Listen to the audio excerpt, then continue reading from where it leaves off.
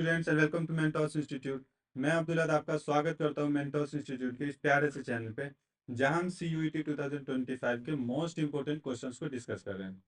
इस कड़ी में हमने चैप्टर 1 और 2 पूरी तरीके से खत्म कर दिया है। बहुत इंपॉर्टेंट क्वेश्चन है और पीवाईज भी डिस्कस किए हैं। जिस बच्चे ने भी नहीं देखा जाके प्ले लिस्ट में देख सकते हो।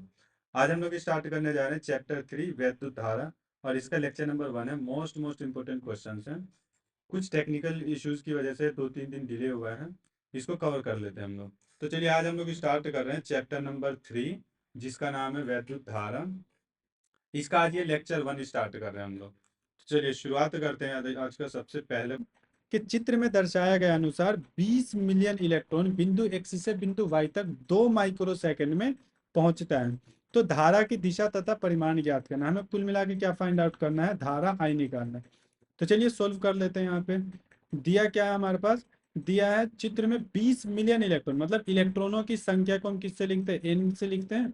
वो है 20 मिलियन। जब मिलियन हटाओगे तो ये आ जाएगा 20 गुना 10 की पावर 6 इलेक्ट्रॉन। टाइम कितना ले रहा है ये? टाइम टाइम ले रहा है ये 2 माइक्रो सेकेंड। तो माइक्रो हटाते तो क्या था? 10 की पावर -6 सेकेंड। हमसे पूछा जा रहा है धारा। तो धारा का फॉर्मूला क्या होता है? I is equals to Q upon T. Q चूंकि हमें आवेश गिवन है, तो आवेश का फॉर्मूला क्या होता है? N e upon t. यहाँ वैल्यू सब्सटीट्यूट कर दो, यही वैल्यू सब्सटीट्यूट कर दो। यहाँ एन नंबर ऑफ इलेक्ट्रॉन्स कितने हैं हमारे पास? 20 गुना 10 की पावर 6। ई इलेक्ट्रॉन पर आवेश कितना होता है? 1.6 इंटू 10 की पावर -19 अपॉन टाइम कितना गिवन है हमारे पास? टाइम है, सॉरी, अपॉन में टाइम की वैल्यू कितना गिवन है हमारे पास? 2 गुना 10 की पावर -6। इसको अगर हम कैलकुलेट कर लेते हैं तो ये आ जाएगा 2 से ये कितनी बार में कैंसिल आउट हो जाएगा? 10 बार में। 1.6 पहले लाते तो 1.6 इंटू 10 की पावर, ये 10 की पावर 1, और यहाँ 10 की पावर -19, और ये -6 ऊपर जाके क्या हो जाएगा? +6। तो 10, 6 और 1 7, -19।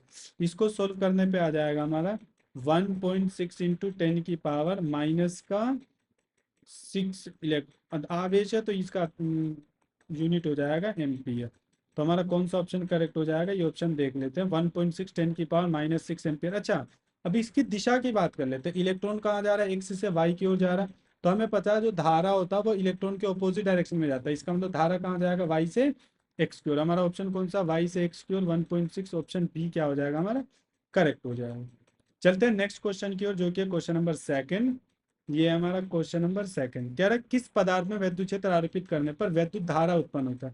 भाई हमें पता है कि किसी भी पदार्थ में जब हम वैद्युत क्षेत्र उत्पन्न करते हैं, अगर इलेक्ट्रॉनों की गति होगी तो उसमें धारा उत्पन्न होगा। और इलेक्ट्रॉनों की गति किस में होता है? हमेशा चालक मतलब कंडक्टर में होता है। तो हमारा ऑप्शन ए है चालक। लकड़ी का टुकड़ा क्या है? एक अचालक है। अचालक कुचालक, तो ये हमारा ऑप्शन ए क्या हो जाएगा? करेक्ट हो जाएगा। केवल चालकों में क्या होता है? वैद्युत क्षेत्र आरोपित करने पर वैद्युत धारा प्रवाह होता है। और इसका रीजन क्या है? क्योंकि चालकों में इलेक्ट्रॉन एक स्थान से दूसरे स्थान तक गति कर पाते हैं, और इन सभी में क्या होता है? इलेक्ट्रॉन का गति नहीं हो पाता। इस वजह से इसमें क्या होता है? वैद्युत धारा प्रवाहित नहीं होता है। चलते हैं नेक्स्ट क्वेश्चन की ओर, जो कि है क्वेश्चन नंबर 3। किन चालकों में धनात्मक तथा ऋणात्मक, धनात्मक का मतलब पॉजिटिव, ऋणात्मक का मतलब नेगेटिव, दोनों आवेश संचलित हो सकते हैं? संचलित का मतलब चल सकते हैं। हमें पता है ये किस प्रकार का? अविद्युत अपघटनीय घोल में नहीं चल सकता। विद्युत अपघटनीय घोल, केवल विद्युत अपघटनीय घोल ही होता है जिसमें चालक, जिसमें क्या हो सकता है? धनात्मक और ऋणात्मक आवेश दोनों क्या है? चल सकते हैं। तो ऑप्शन बी हमारा क्या हो जाएगा? करेक्ट हो जाएगा। चलते हैं नेक्स्ट क्वेश्चन की ओर, जो कि हमारा क्वेश्चन नंबर 4।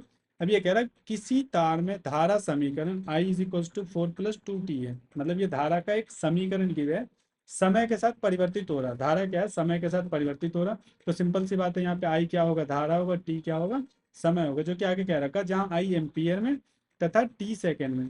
तार के अनुप्रस्थ काट से समय t बराबर 2 सेकेंड से समय t बराबर 6 सेकेंड के दौरान तक गुजरने वाले आवेश की मात्रा क्या होगी? हमें आवेश कैलकुलेट करना। सॉल्यूशन कर लेने क्या होता?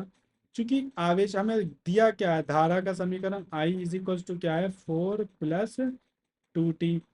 और I करंट, I क्या है? धारा। इसमें T1 कहाँ से कहाँ तक है? T बराबर 2 सेकेंड से कहाँ तक है? T बराबर 6 सेकेंड तक। अब हमसे पूछा क्या गया? इसमें निकालना है आवेश। आवेश का फॉर्मूला क्या होता है? हमें पता I is equals to Q upon t को या इस तरीके से डेरिवेटिव फॉर्म में d q upon d t लिख देंगे। तो यहाँ से डी क्यू की वैल्यू क्या आ जाएगा, आई इंटू डी टी। अगर हम समाकलन करते हैं तो क्यू बराबर क्या हो जाएगा, आई इंटू डी टी। यहाँ लिमिट ले लेते हैं T1 से T2 तक। जहाँ देखो ये पहला लिमिट ये T1 का काम करता है और दूसरा लिमिट T2 का काम करता है। तो यहाँ से क्यू आवेश की वैल्यू कितना हो जाएगा, देखना इंटीग्रेशन वैल्यू सब्स्टिट्यूट कर दो। T1 कितना है हमारे पास 2, T2 कितना है 6 सेकंड तक, आई क्या है 4 + 2t, 4 + 2t into D T. इसको सोल्व कर लेते तो q इज इक्वल टू क्या आ जाएगा। अब यहाँ पे इंटीग्रेशन का फॉर्मूला लगाते तो इंटीग्रेशन का फॉर्मूला क्या होता है, x की power n dx is equal to, ये फॉर्मूला होता है x की पावर n+1 अपॉन n+1। तो यहाँ फॉर्मूला क्या हो जाए 4, इसके साथ कोई अगर वेरिएबल है तो ये हो जाएगा 4t प्लस इसका हो जाएगा 2t² / 2। और लिमिट लगा दो कहाँ से कहाँ तक, 2 से 6 तक। तो q कितना निकल के आ जाएगा 4 इंटू लिमिट रखना 6 - 2, ये 2 से 2 कैंसिल आउट हो जाएगा, प्लस t² मतलब 6 का स्क्वायर माइनस 2 का स्क्वायर। तो q निकल के आ जाएगा 4 × 6 - 2 क्या बचा 4, प्लस 6 का स्क्वायर 36 और माइनस 2 2 4 36 और प्लस 4 के क्या बचा 32। इसको सोल्व करना q इक्वल्स टू 4 4 16 + 32। तो q की वैल्यू आ जाएगा ऐड करने पे 48, और ये है तो इसका मात्रक क्या होता है कूलाम। तो हमारा ऑप्शन कौन सा करेक्ट हो जाएगा, अब ऑप्शन देख लेते हैं 48 कूलाम। 40 कूलाम गलत, 38 ऑप्शन बी क्या हो जाएगा हमारा करेक्ट हो गया। ऑप्शन बी क्या है 48 कूलाम क्या हो जाएगा उस पर आवेश। चलते हैं नेक्स्ट क्वेश्चन की ओर जो कि हमारा होने वाला है क्वेश्चन नंबर 5। अब देखते हैं क्वेश्चन नंबर 5 क्या कह रहा है। क्वेश्चन नंबर 5 ये कह रहा है कि दो लड़के, एक का नाम ए तथा बी, किसी क्षेत्र में दो बिंदुओं पर बैठे हुए हैं। ठीक है, दोनों लड़के आवेशित गेंदों के पास बैठे, उनके पास क्या है आवेशित गेंद है। प्रत्येक गेंद पर आवेश, प्रत्येक गेंद का आवेश +3 इलेक्ट्रॉन है। ठीक है, ए 100 गेंद प्रति सेकंड बी की ओर फेंकता है। ठीक है, यहाँ पे ए बैठा हुआ, यहाँ क्या बैठा हुआ बी बैठा हुआ। दोनों के पास कुछ कुछ गेंद है, हर गेंद पे कितना आवेश है +3 इलेक्ट्रॉन आवेश है। अब क्या कह रहा, ए 100 गेंद प्रति सेकंड, हर एक सेकंड में ए 100 गेंद किसकी ओर फेंकता बी की ओर फेंकता, जबकि उसी समय बी 50 गेंद प्रति सेकंड ए की ओर फेंक देता है। तब ए तथा बी के मध्य बिंदु पर धारा होगी। धारा का मतलब हमें क्या निकालना है, सपोज कर लो यहाँ पे कोई पॉइंट है जहाँ पे क्या बैठा हुआ है ए और यहाँ पे बैठा हुआ है बी। अब ए क्या करता है, इससे इधर की ओर 100 गेंद फेंकता है। अच्छा देखो, एक गेंद पर आवेश 3 इलेक्ट्रॉन है, तो 100 गेंद पे सिंपल सी बात है कितना हो जाएगा 100 × 3 इलेक्ट्रॉन, मतलब ए से बी की ओर 300 इलेक्ट्रॉन जा रहा है। और बी एक सेकंड में क्या कर रहा है, बी क्या कर रहा है एक सेकंड में 50 गेंद फेंकता है। मतलब 50 पे, एक गेंद पे 3 इलेक्ट्रॉन है तो 50 पे कितना हो जाएगा 150 इलेक्ट्रॉन। अगर मैं नेट इलेक्ट्रॉन का फ्लो देखूं, 300 इलेक्ट्रॉन इधर जा रहा, इधर कितना जा रहा 300 इलेक्ट्रॉन, और इधर कितना जा रहा 150 इलेक्ट्रॉन। तो नेट इलेक्ट्रॉन किधर जाएगा भाई, ए से बी की ओर।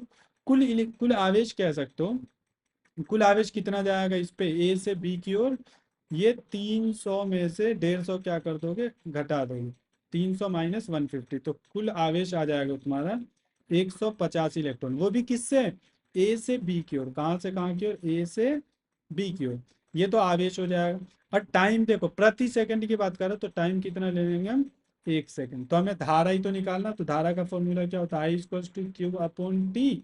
तो वैल्यू सब्सटीट्यूट कर दो, आई इक्वल टू क्यू कितना 150 गुना ई आवेश कितना होता है 1.6 10⁻⁻19 अपॉन टाइम कितना है 1। तो आई निकल के आ जाएगा यहाँ से 150 गुना 1.6 इंटू 10⁻⁻19। इसको कैलकुलेट करना क्या आ जाएगा, पॉइंट हटाओगे अपॉन में 10, एक जीरो से जीरो खत्म, ये बचा 15 गुना 16 गुना 10⁻⁻19।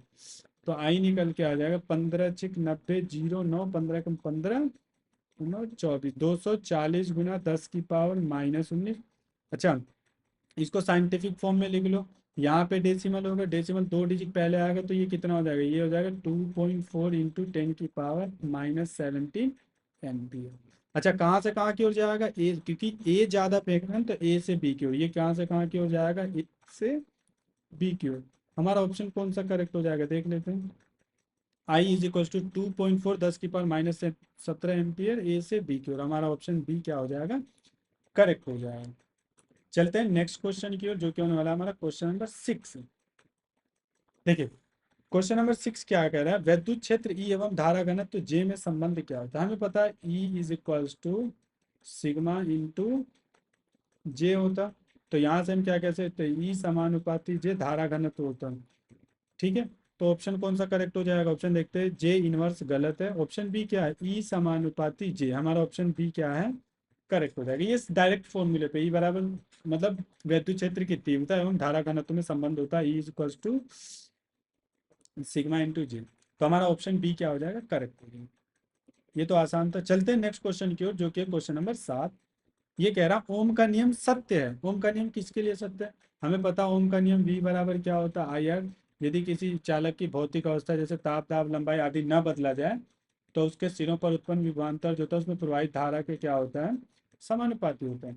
और ये ध्यान रखना, अगर हम किसी में भी टेम्परेचर का क्या नाम है, प्रतिरोध पे कैसा इफेक्ट होता है, temperature directly proportion to resistance, मतलब तापमान बढ़ाओगे तो प्रतिरोध भी क्या होता है, बढ़ जाता है।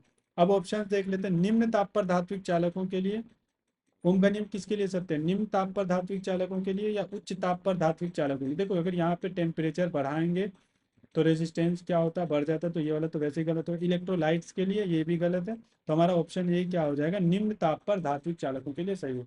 डायोड जो कि अर्धचालक है, और डायोड चूंकि अर्धचालक में बात करते हैं ना, तो वहाँ ओम का नियम लागू नहीं होता। अब हम लोग चलते हैं क्वेश्चन नंबर 8 की ओर, जो कि होने वाला है हमारा क्वेश्चन नंबर 8। निम्नलिखित सभी कथन सत्य है सिवाय, मतलब गलत कथन को, असत्य कथन को हमें सेलेक्ट करना है, असत्य को क्या करना है, हमें सेलेक्ट करना है। फिर से प्रतिरोध का व्युत्क्रम चालकता है एवं इसे साइमन में मापते हैं, बिल्कुल सही बात है। प्रतिरोध का व्युत्क्रम 1/R, इसी को हम क्या कहते हैं, कंडक्टिविटी मतलब चालकता, और इसको हम किस में मापते हैं, साइमन में, मतलब ये हमारा तो करेक्ट है। अधिक ताप व अति न्यून ताप पर ओम का नियम लागू नहीं होता, ये बिल्कुल ये भी करेक्ट है कि बहुत ज्यादा ताप हो तब भी ओम का नियम लागू नहीं होता, और बहुत कम टेम्परेचर हो, क्योंकि अभी बताया था टेम्परेचर डायरेक्टली प्रोपोर्शन टू क्या होता है, रेजिस्टेंस के, तो बहुत अधिक ताप कर दोगे या बहुत कम ताप कर दोगे तब भी क्या होता है, ओम का नियम लागू नहीं, तो ये भी सही है हमारा।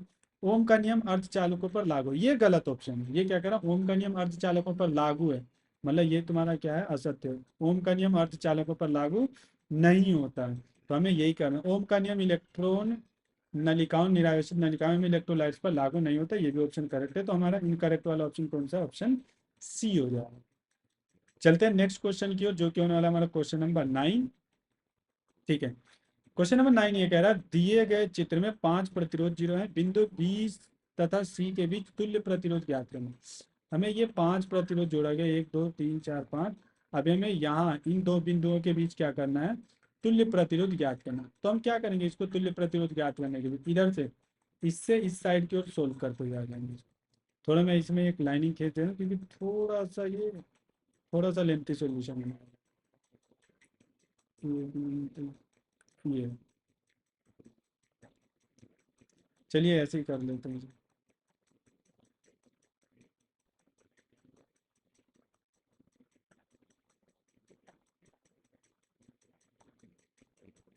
चलिए अब देख लेते हैं क्वेश्चन क्या कह रहा है। अब इसको हमें बी और सी के बीच तुल्य प्रतिरोध ज्ञात करना है, तो देखना ध्यान से देखो, अगर मैं बात कर ले रहा हूँ इस तरीके से देखे, तो ये 3 ओम और ये 7 ओम, ये कैसे हैं, एक लाइन में ही है ऐसे, तो 3 ओम और 7 ओम कैसे हो जाएंगे, श्रेणी क्रम में। अच्छा मैं यहाँ पे ना फॉर्मूला लिख दे रहा हूँ, श्रेणी क्रम में क्या होता है, तुल्य प्रतिरोध R S is equals to R1 + R2। वहीं अगर समांतर क्रम की बात कर ले रहे हैं, आरपी किसके इक्वल होता है, वो होता है R1 R2/R1 + R2 के लिए, ये 2 के लिए होता है, 3 के लिए तो इन्वर्स करके क्या कर देते हैं, ऐड कर देते हैं। तो पहले 3 ओम और 7 ओम कैसे, ये श्रेणी क्रम में, तो इसको सोल्यूशन लिख लेंगे।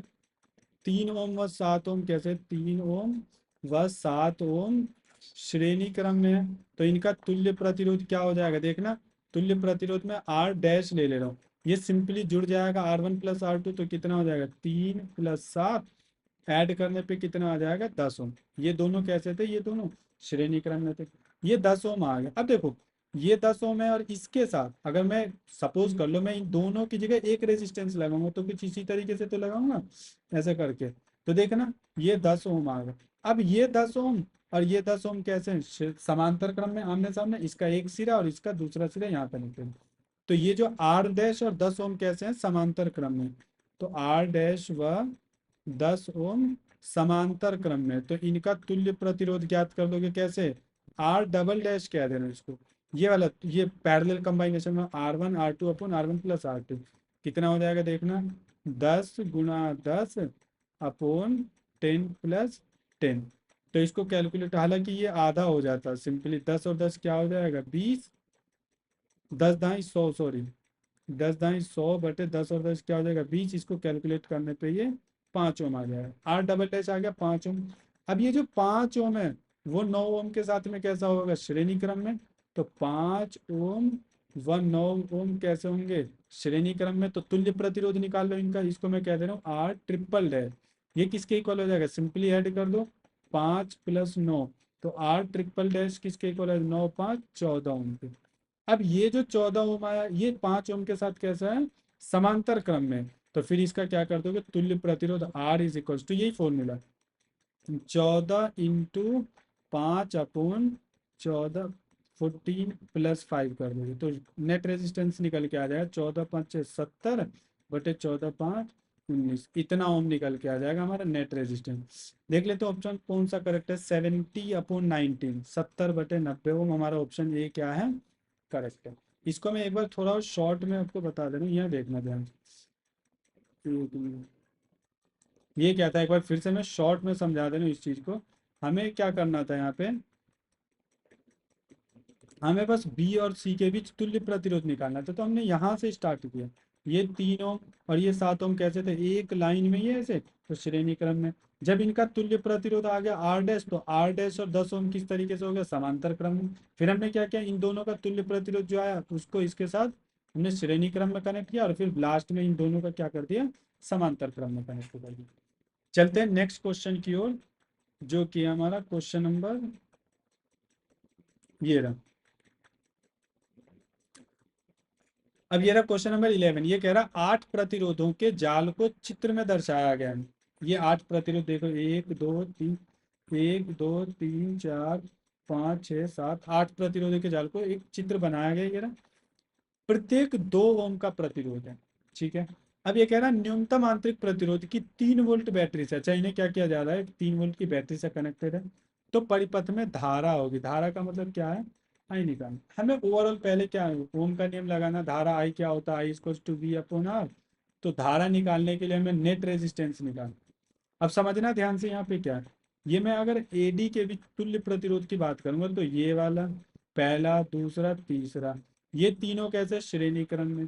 पहले ना इसमें बात कर लेते, इस पोर्शन को देखो, 1 2 3 4 5। अगर मैं इन सबको देखूं तो देखो होगा क्या, ये तीनों तो श्रेणी क्रम में है, ये वाला तीनों भी क्या है? श्रेणी क्रम में। इनका तुल्य समांतर में होगा। ये जो बीच में दो मैं सर्कल कर रहा हूँ ये दोनों नेग्लिजिबल होगा, मतलब इसका इफेक्ट ही खत्म हो जाता है। क्यों खत्म होता है? इसके पीछे रीजन बता दूं। यहाँ पे अगर आप सही से देखोगे, इन दोनों को अगर सही से देखोगे, सभी तो समान, सभी का प्रतिरोध क्या है? समान। तो ये 2/2 और ये 2/2, ये क्या कर देगा? इसको व्हीट स्टोन सेती वाले से P/Q और R/S हो जाता है, तो इनके बीच का विभवांतर क्या होता है? समान हो जाता। तो इसलिए इसका प्रभाव क्या होगा? खत्म हो जाएगा। इसी तरीके से इस वाले का इफेक्ट भी क्या हो जाएगा? खत्म हो जाएगा। तो हम इन दोनों को कंसिडर ही ना करें, क्या करेंगे? AE, EF व FD ये कैसे हैं? श्रेणी क्रम में। तो ये सोल्व करते हैं, AE, EF व FD कैसे हैं? श्रेणी क्रम में। श्रेणी क्रम में तुल्य प्रतिरोध का फॉर्मूला क्या होता है? इसको मैं R डैश कह रहा हूँ। श्रेणी क्रम में सिंपली ऐड कर देते हैं, मतलब 2 + 2 + 2। तो ये कितना हो? 2 2 4 और 2 6 हो। सिमिलरली AB, BC और CD भी क्या हो जाएगा? इसी तरीके से AB, BC व CD कैसे हैं? श्रेणी क्रम में है। तो इनका भी तुल्य प्रतिरोध कितना हो जाएगा? इसको मैं कह दे रहा हूँ R डबल डैश। तो R डबल डैश कितना हो जाएगा? 2 + 2 + 2, ये भी हो जाएगा 6 ओम। अब ये R डैश और R डबल डैश कैसे? समांतर क्रम में। यहाँ कर दे रहा हूँ R डैश व R डबल डैश कैसे हैं? समांतर क्रम में। और हमें पता है कि समांतर क्रम में अगर दोनों समान हो तो वो क्या हो जाता है, नेट रेजिस्टेंस आधा हो जाता है। नेट रेजिस्टेंस क्या हो जाएगा, आधा हो जाएगा। तो आर इज टू इसी वाले फॉर्मूले से क्या होता है, R1 R2 upon R1 plus R2 से। तो यहाँ वैल्यू रख लो, 6 × 6 अपॉन 6 + 6। तो 6 कितना हो जाएगा, 36/6 और 6 12, इसको सोल्व करोगे 3। तो हमारा नेट रेजिस्टेंस कितना आ गया, 3 ओम। और विभव विभव कितना है, ये 3 वोल्ट। तो धारा कितना हो जाएगा, I = V/R। यहाँ सब्सटीट्यूट कर दो, V की वैल्यू 3/3, ये कैंसिल आउट होकर कितना हो जाएगा, 1 एम्पियर। कौन सा ऑप्शन करेक्ट है, ऑप्शन नंबर डी क्या है हमारा, 1 एम्पियर करेक्ट हो जाएगा। नेक्स्ट चलते हैं हम लोग क्वेश्चन नंबर 12 की तरफ, जो कि ये रहा। क्वेश्चन नंबर 12 क्या कह रहा है, चित्र दिए गए चित्र में बिंदु पी क्यू तथा आर के बीच 6 बराबर प्रतिरोध जुड़े हैं। सभी का प्रतिरोध क्या है, आर आर है, ठीक है। तब परिणामी प्रतिरोध किन बिंदुओं के बीच अधिकतम होगा, प्रतिरोध आर मैक्सिमम किसके बीच होगा। अच्छा, हमें पता है कि अगर हम कंबाइनेशन करते हैं तो जो श्रेणी क्रम में तुल्य प्रतिरोध क्या फॉर्मूला क्या होता है, R = R1 + R2 + R3 and so on. इसमें नेट रेजिस्टेंस क्या हो जाता है, बढ़ जाता है।